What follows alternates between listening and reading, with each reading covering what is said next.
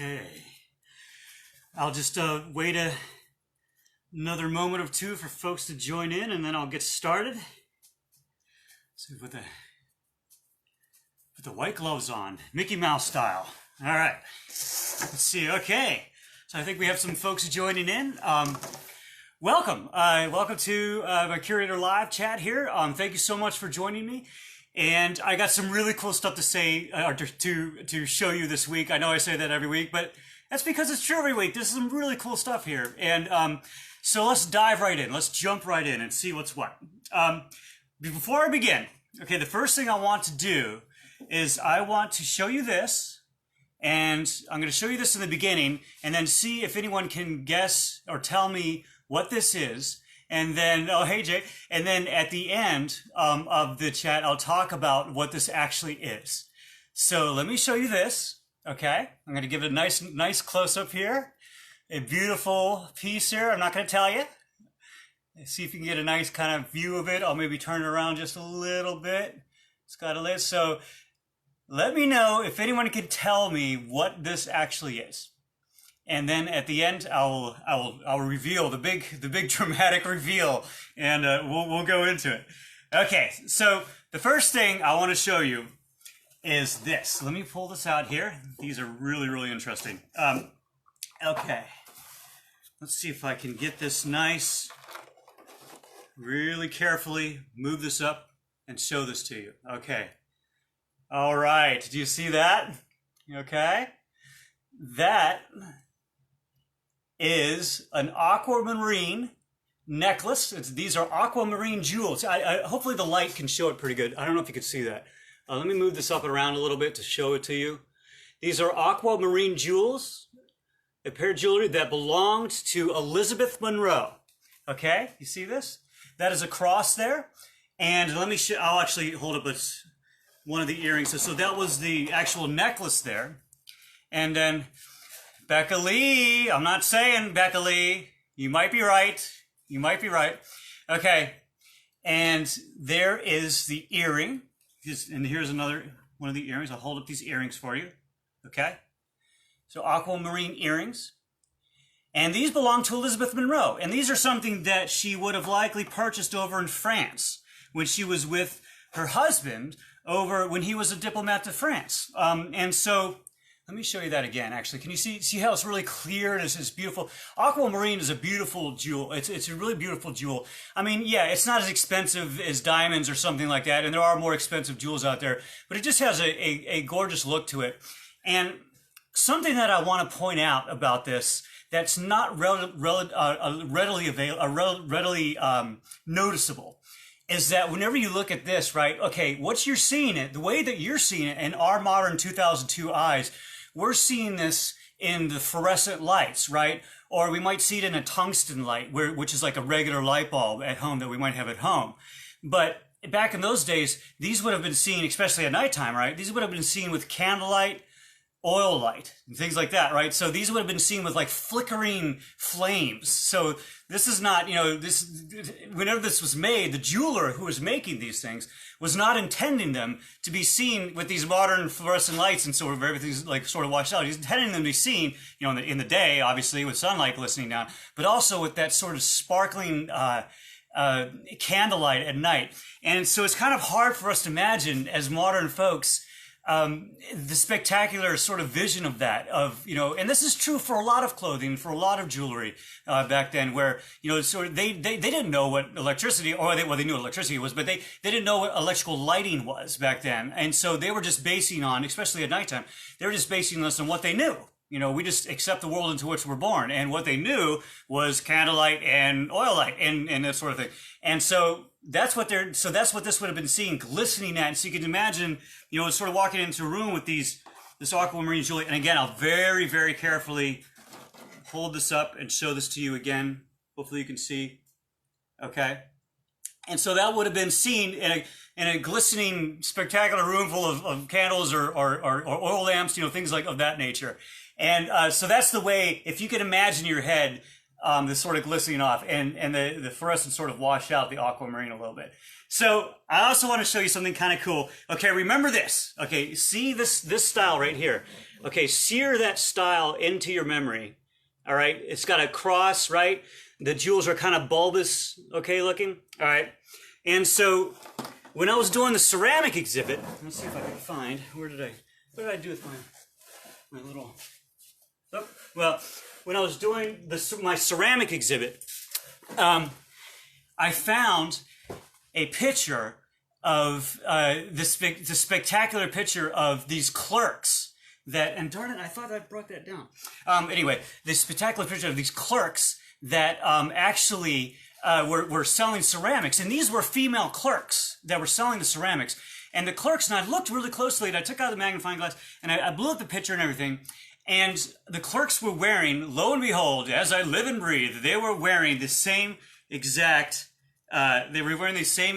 necklace that was the same exact style. So that necklace style was sort of a popular style, obviously, around that time period. And that was a period piece. So that was a period engraving. So that was a really cool find. So, Elizabeth Monroe, they called her La Belle Americaine, the beautiful American.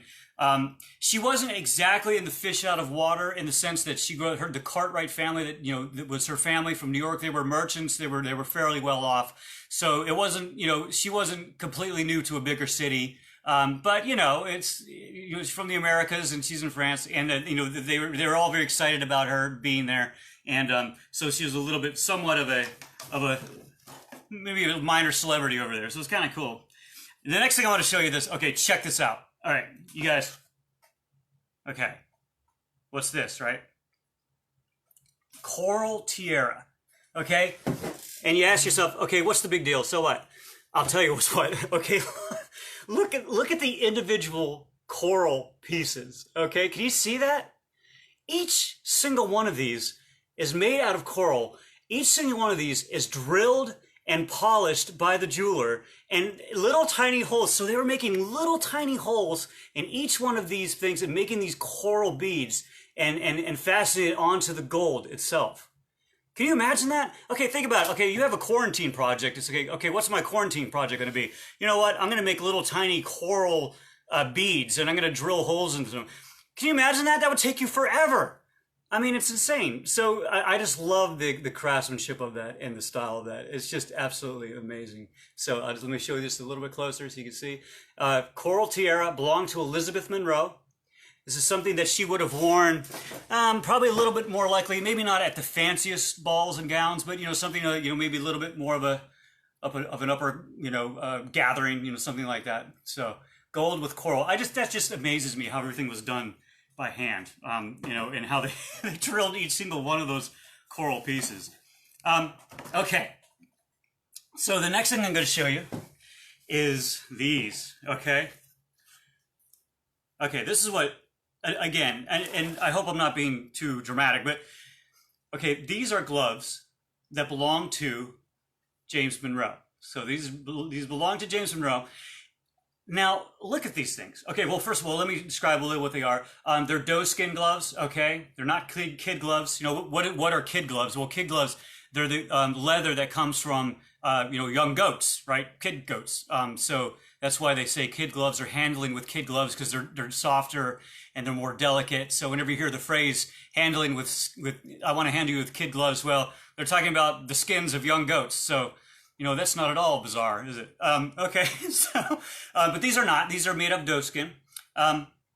And these would have been something that he would have worn probably around the time when he lived in Fredericksburg. So this would have been not when presidential era, 1786, around that period, 87. So our late 1780s. So if you look at these absolutely could be a glove that you might see today, right? I mean, this is not some, really far gone fashion thing that you never see anymore. This is something, is he unbelievable? Yeah, it really is beautiful, isn't it? Oh, hey, Brooke, hi, how are you? So this is not something that is like a bygone era of fashion that you don't see anymore. These absolutely, right? You can literally, I mean, no offense, James Monroe, but you went to go down to the Walmart, you might be able to see something like these, right? Let me turn them over, actually. Let me very carefully turn them over. Okay.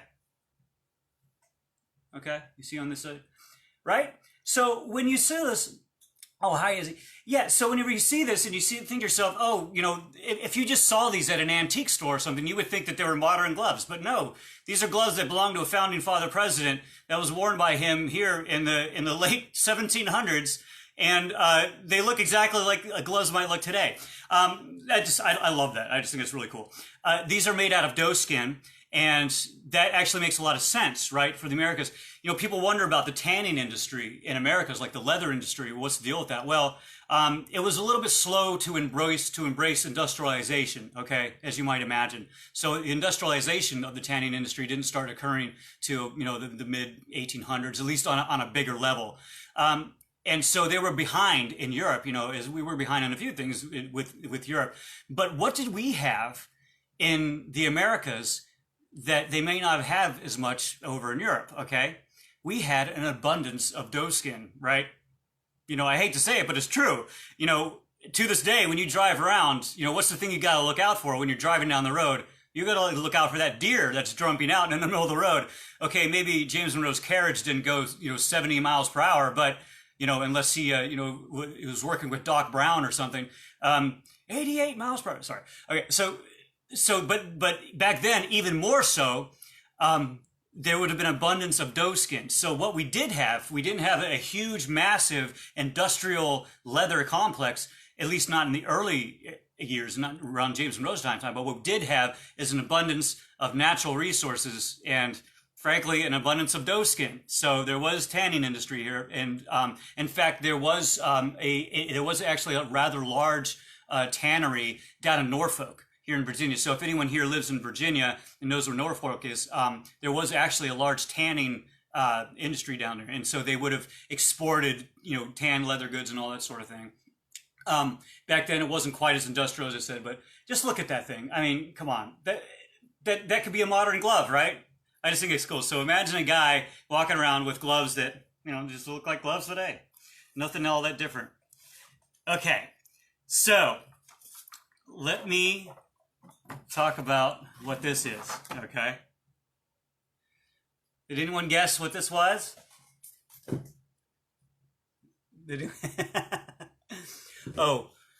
A question. Does tanning make the leather softer? Absolutely. Yeah. There are various ways to tan. You know, one of the things that, that's a good question, actually. One of the things, no, I'll put this back down. One of the things that, whenever you tan a product, you have to actually look at what you want in the end. With gloves particularly, there's going to be a softening process during the tanning process. So, but that would not have been the case with other types of tans, like horse tackle, right? You know, maybe really stiff leather boots. And so, you know, one of the processes of tanning would have been, especially with clothing accessories, you know, oftentimes would have been more a soft approach. And the other thing about, you know, with kid gloves, you know, I was talking about the kid gloves and the kid leather would have been naturally already soft. So, okay. All right. So, Kristen, you're saying a pillbox. What a wonderful guess. It's an absolutely great guess. And then someone else said, well, they kind of called it a little bit a chapstick. All right. Okay. So what this is, big moment. This is a vinaigrette. Okay. What is a vinaigrette? What am I talking about? Well, a vinaigrette you know, they're small, tiny, silver boxes, usually made of silver. They didn't necessarily have to be made of silver. You know, sometimes they were made of, you know, pure gold or things like that. But they were meant to conceal odors. That's what they were meant to do. They were meant to sort of conceal the odor of folks. So you think about that. Yeah. So that's what they were supposed to do. They would have had, there's a little compartment on the inside. And this one actually belonged to Elizabeth Monroe. And in fact, let me show you. Can you see? It's really hard to see. Oh, but I have a blow-up pitch. It's really hard to see, but there's an engraving, an M engraving. Can you see that? For Monroe on the inside. I know it's really kind of hard to see. And this was made by John Shaw of Birmingham, England. He's one of the 7 Birmingham, a silversmith, specializing in this sort of thing. And does anyone remember, if anyone watched the previous Curator tales talking about Birmingham might sound a little familiar. Birmingham is where they made the flatware, if I'm not mistaken. So, Birmingham was a center of jewelry making, silversmithing, all that sort of thing. And so there was a little compartment on the inside, and what they would do, there actually was a little tiny sponge. You imagine a little tiny SpongeBob SquarePants sitting in there. And so there's a little tiny sponge that would soak up a vinegar concoction. Now, it wouldn't have been pure vinegar, probably. They would have been mixed with other spices and things like that, different recipes for that. And the idea was that, it would sort of overpower any kind of other odors that might sort of arise. So whenever you see this thing, it's sort of like the old-fashioned version of deodorant. Oh, Daniel, yeah, you called it, yeah, portable deodorant. And someone earlier, it was in fact, it said that it was a perfume box, which more or less it's the same. Yeah, I mean that it was to cover up the odors. And let me show you this. Okay, now, sorry for my nerdness of this, but I just love this. Okay, if you look at this part, okay, if you look at this part here that I'm pointing at, it's kind of hard to see what that is. Like, what is that? I took my little nerd magnifying glass and I blew it up. And look at that. That's what that is. So think about the skill. This is inside that little tiny box. Look at that intricate carving. It looks like a flower box, right? I raise bonsai trees, and to me, it's not a bonsai tree. It's not. But to me, it kind of looks like it has that bonsai pot, right? With the, so this is a little tiny flower box, rising out of into the middle of the vinaigrette. Sort of, I guess, symbolizing flowers and fresh scents and all that sort of thing. Oh, and then here is the maker's mark. And again, I love how meticulous the silver industry was back then, Let me show this right. So you got the maker's marks here. You see that? And this was actually marked on the inside of the lid. So I love the meticulous of this. 3 different marks to go through in order for this to pass muster, in order to sort of to pass as a proper silver product for England. So you think we're bureaucratic now? Well, they were just as bureaucratic back then. So it's pretty cool. But I just love the fact that this thing is an engraved flower piece in the middle of the vinaigrette. All right. And people ask, well, why a vinaigrette and why not just, douse yourself with perfume? Well, these are sort of more of a portable method of reducing odors. So this was a little bit easier to deal with than like carrying around a large perfume box, or something like that. So this would have been actually more appropriate for someone like Elizabeth, who, if she was traveling around a lot with her husband. And so sort of the portable traveling deodorant of the James Monroe's time period, the 1800s and it's the late 1700s, and to cover up the wonderful odor of the people back in the day. And that's something that I always find fascinating. When you think about like going back in time and what would surprise us and what would not surprise us. I think one of the things that would surprise us the most when we first go back there is just the overwhelming, or just the different scents that would pop up. There's all kinds of, it would be a lot different than now, right? Now things are a little more sanitized and all that, but not quite back in the day. Okay, so anyway, let me review here for folks joining in. Here is a set of Aquamarine jewelry that belonged to Elizabeth Monroe. There's that. Beautiful with gold on the outside. Look at that. It's just absolutely gorgeous. This would have been worn by Elizabeth Monroe, purchased in France when she was over there, the height of French fashion. And there's one of the earrings that also goes with the set, if you can see that. And like I was saying, imagine this in candlelight and oil light, because that's the way it would have been seen at nighttime. And then, I love this, and then of course the coral tiara with all the individual drilled beads. That would have taken you forever. You can imagine coral is so hard. Have you ever picked up a piece of coral? You probably have, right? Think about how hard it is, and then think about drilling in here. And then these wonderful pair of doeskin tanned gloves that just look like modern gloves, but you would have worn them walking around. And then, finally, our wonderful odor protectant, our odor guard, the vinaigrette that belonged to Elizabeth Monroe. And would have had a little sponge in there with a little concoction of vinegar. Oh, something else I might want to mention. You see how it's sort of lined with gold. There's sort of a gold lining there. Well, that's because the silver would have corroded it would have corroded more easily with the vinaigrette, right? Because vinegar is acidic in nature, and so the gold that was there to protect that process. So there you go. All kinds of different things. This group of artifacts, the stuff that we would absolutely see today with the gloves, right? We would see the necklace and the earrings. The tiara, we might see them in a costume shop, but I don't think people wear tiaras commonly anymore. Not at least not around here. They don't. And then the vinaigrette, which honestly you're probably not going to see these today, right? In common use, as far as what we might actually use today. So once again, sort of a conglomeration of things that have passed and made the muster of time, and things that haven't made the muster of time. And so what's fascinating to me about that is 200 years from now, think about the artifacts in your room. Not to nerd out, but if you froze your room right now that you're watching from, okay, where you're watching from right now, if you suddenly froze that in time, what would that room tell about you to future archaeologists? Look around and say, what exactly am I looking at? Like, what would that say about you to future archaeologists? It would say a lot, probably, right? It would probably say a lot, unless you're in an empty room. It would probably say a lot about you, and might tell you a bit of a story. So people ask, like, well, what are artifacts? Why, what's the big deal? It's like the artifacts tell a story. They tell you about the person, and they tell you about what they were into. So that's why material culture and preserving our material culture is important. I'll get off my soapbox. Thank you so much for joining me. That's so wonderful. If you get a chance, all these other videos and so much great content is on our Facebook page. If you can give it a like, maybe give this video a share or something like that, that would be fantastic. Thank you so much for joining me, and we'll see you next time. And as always, if you have any questions, my email is on the website. Contact me anytime. Thank you.